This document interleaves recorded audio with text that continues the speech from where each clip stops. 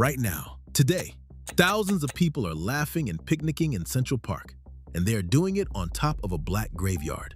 Not one of them knows it. They are lying on their blankets over our dead, on the west side of the most famous park in America. Their children are flying kites over the bones of a black town that New York City decided it wanted gone. And I need you to understand something before we take one more step. This was not empty Manhattan dirt they turned into something beautiful. This was ours. Starting in 1825, black families bought this ground with their own money. They buried the people they loved in this soil. They built a life here that America swore up and down was impossible for people like us. And then the richest, most powerful city in the country looked at that black success, tore it down, and grew a lawn on top of it so you would forget it ever stood. They did not lose this town. It had a name, Seneca Village, and they erased it on purpose.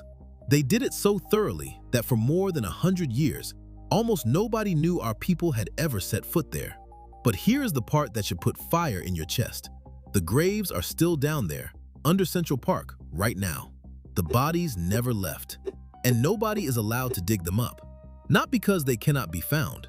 Ground-penetrating radar has already gone into that earth and seen the shapes of them, because the city will not permit it. The one thing that would finally prove whose sons and daughters are lying under that grass is the exact thing they refuse to let anyone do. So stay with me, family, because there is one line buried in New York City's own paperwork, one word the park commissioners wrote down in 1858 that gives the whole game away. When they cleared this land, they kept a clean, complete record of where one group of the dead was carried off to. And our dead? Our dead they left as a maybe, a question mark, a footnote nobody ever bothered to finish. Same park, same soil, two completely different kinds of respect. They told you Central Park was always just a park, a gift of green in the heart of Manhattan. That is the postcard.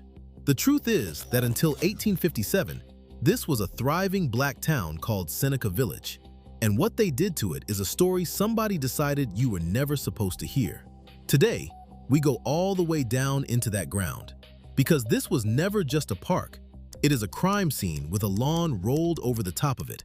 Let us go back to the beginning, to 1825, because this did not start as a tragedy. It started as a triumph.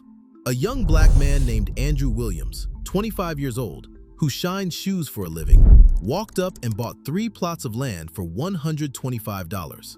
A bootblack. A black man in 1825 buying land in Manhattan. Within a single week, a store clerk named Epiphany Davis bought 12 lots for $578, and the AME Zion Church bought 6 more. Think about what that meant in 1825. Slavery had barely ended in New York State, and here were black New Yorkers not renting, not squatting, but owning the ground under their feet. That land became a community with a name, Seneca Village. And here is a detail almost nobody knows, one that matters for everything that comes later.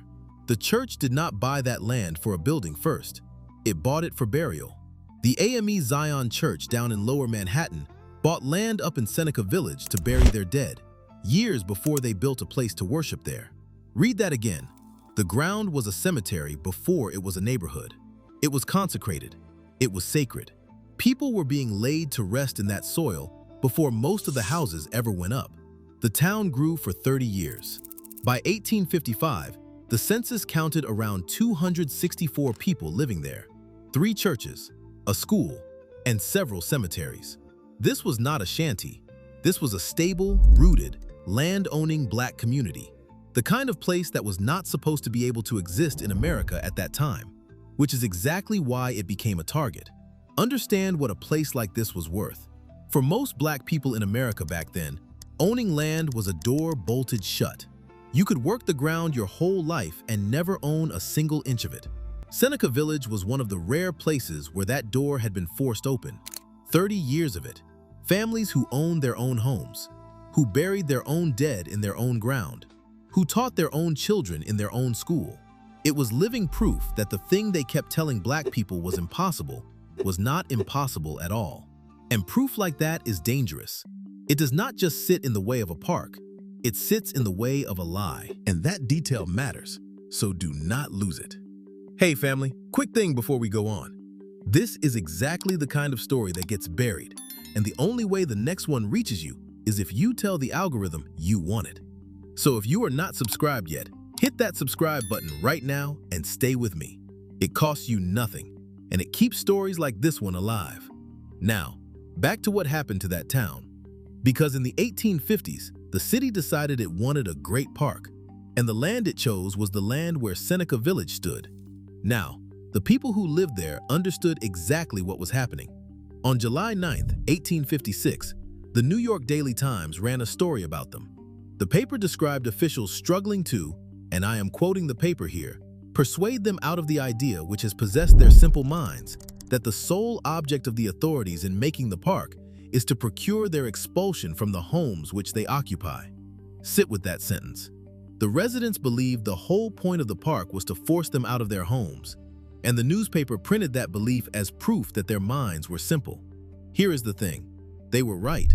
That is exactly what happened. The paper mocked them for correctly understanding their own destruction. They saw the truth clearly, and the record of the day called that clarity stupidity. By the fall of 1857, it was over. The community was cleared. Andrew Williams, the bootblack who had bought his way into land ownership, was paid only about half of what his property was actually worth. Half. For most of them, the houses came down, the town was emptied, and the people scattered into a city that had just proven it could erase them whenever it found a use for their ground. But the houses were the easy part to move. The dead were not. And this is where the story stops being about a town and starts being about the graves. In January of 1858, the Board of Commissioners of the park faced a problem. There were burial grounds on the site, real ones. So they took action. And I want you to listen very carefully to the exact action they took. They authorized the superintendent of the park to permit the removal of the remains of the people buried there. Permit, that is the word. Not require, not fund, not supervise, not carry out. Permit. They gave someone permission to move the dead, if that person felt like arranging it. They did not order it done. They did not pay for it. They did not send anyone to make sure it happened. They just opened a door and walked away from it. Now watch what came through that door and what did not. Because on this exact site, there were burials from 3 Jewish congregations over near the reservoir and what is now the conservatory garden. Those burials were removed. They were taken to cemeteries out in Queens, and that removal was documented, written down, completed, accounted for. If you ask today where those dead went, there is an answer, on paper, that you can follow. Now ask the same question about the dead of Seneca Village, about the people buried in those church cemeteries, in that consecrated ground the AME Zion Church bought before it built anything. Where did they go? And the honest answer, the answer straight off the official record, is this. Researchers looking through the records of Protestant cemeteries in Queens and Brooklyn found that 2 of the Seneca Village churches began using those cemeteries after 1852, when the city banned burials below 86th Street. And researchers believe it is possible that some of those burials were reinterments from Seneca Village. Possible. Believe. Some. Those are the words in the record. Read them next to the other group.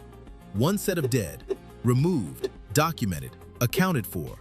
The other set of dead, possibly moved, they believe. Some of them, maybe. One group's departure is a fact you can look up. The other group's is a guess in a footnote. I want to be very careful and very honest with you here, because this is the whole thing. The record does not say the city refused to move the black dead. It does not say anyone stood there and decided to leave them behind. What the record shows is an asymmetry, a gap. One community's dead were tracked with certainty. The other community's dead were left as a maybe. Nobody has to accuse anyone of anything. The paperwork does the accusing all by itself. You just have to read both columns and notice that one of them was filled in and the other one was not. And then, years later, the ground started giving up its secrets.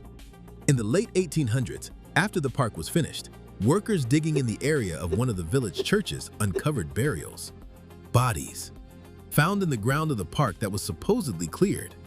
Then, in 2011, archaeologists from Columbia and CUNY came to dig, carefully, scientifically. They found grave shafts, basement walls and floors, cesspits, the physical bones of a town that the city said it had removed. And ground-penetrating radar, machines that see into the earth without touching it, identified what appeared to be grave sites still in the ground. So let us put it plainly. There are almost certainly still people buried under Central Park. The scans see the shapes. The history says who they are. And here is where the title of this video comes true. Because the one and only way to know for certain, to open those graves and confirm whose remains are down there, is excavation. And the city's Landmarks Preservation Commission discourages exactly that. Their guidelines steer people away from digging to identify suspected remains. And the archaeologists who have spent their careers studying Seneca Village agree and treat not disturbing those burials as an ethical priority of the highest order. Think about the position that leaves us in. The graves are there. We are almost sure of it. But the record of who was moved was never completed.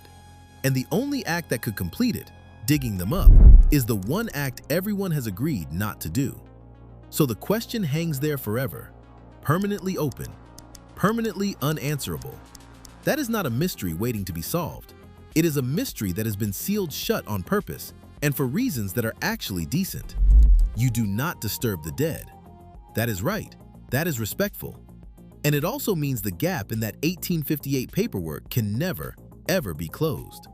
And this is where everything connects, because the erasure was never really about the houses. Houses come down all the time. The deepest erasure was in the record itself. When the city built its park, it kept a clean, complete, followable account of where one group of the dead went, and it let the other group become a rumor under a lawn. That is the part that outlived everyone involved. Not the eviction, the uneven ledger.